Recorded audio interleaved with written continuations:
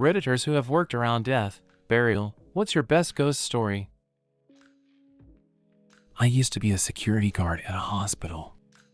One night, while doing my rounds, I went into the surgery wing and was walking down a hallway when I saw a doctor looking at the whiteboard where all the scheduled surgeries are written down. I said, "Hello, doctor," and kept going. The doctor didn't say anything back, just kept studying the whiteboard.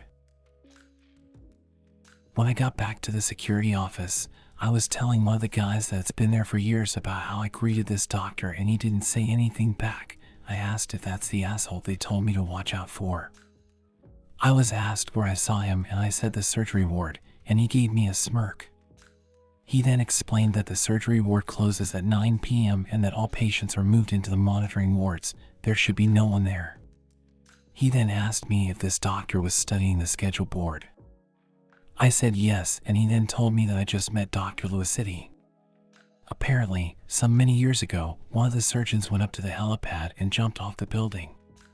Seems like he never stopped working though. Junior doctor on the wards, doing a night shift, called to verify a death. Enter the private bay. It's all a bit grim, slightly gloomy room. Patient is lying there, old man, looks peaceful. Start my checks, stethoscope out, no signs of active respiration. No hard sounds. Rub the sternum for a response. None. Time to get closer and check the CNS for any signs of life. I lift the eyelids up, reach for my pen torch, balancing closer to the patient. That's when it happens. The patient lurches forward, his face now inches away from mine. I scream. Nurses rush in and ask what's happened. What was that noise? Why so pale? You look like you've seen a ghost. That's how I realize. I lean in too close and my leg brushed against the bed controls, raising the bed. Nurses couldn't stop laughing as they offered to make me a cup of tea. I worked within hospice and long-term care. The spookiest phenomenon was the man in the corner. It happens all the time for people actively dying.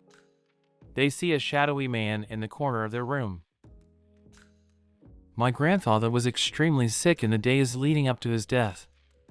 He'd worked with asbestos for all his working life and had an extremely debilitating form as a result of it. He couldn't speak, and he hadn't spoken for a month leading up to his death. He couldn't even communicate. On the day of his death, he looked at my mother and said, "The angel is back." My mother was stunned. She asked what he meant, and he said, "The angel is back, and this time he wants me to come with him." My mother looked at the corner of the room where he was looking, turned back to him, and said, "Dad, there's nobody there." He didn't respond.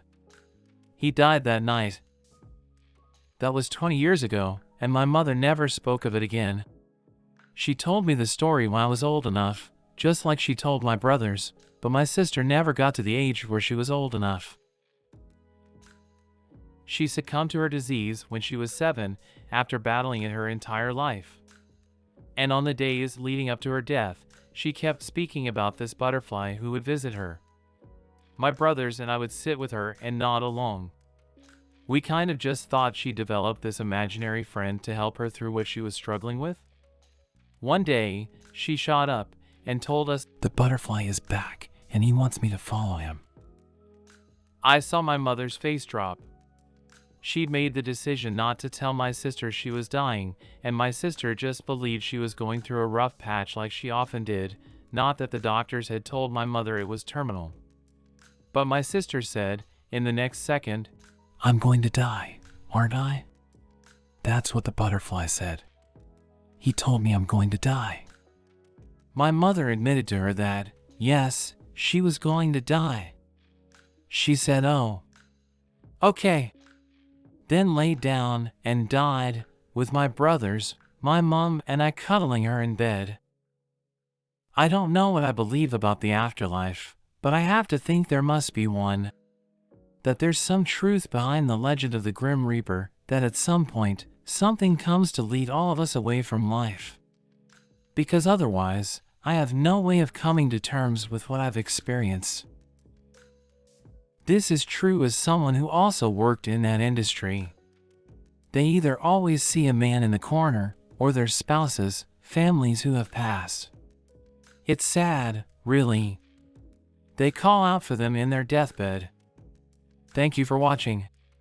Subscribe to see more cool stories. Write your impressions in the comments. See you soon.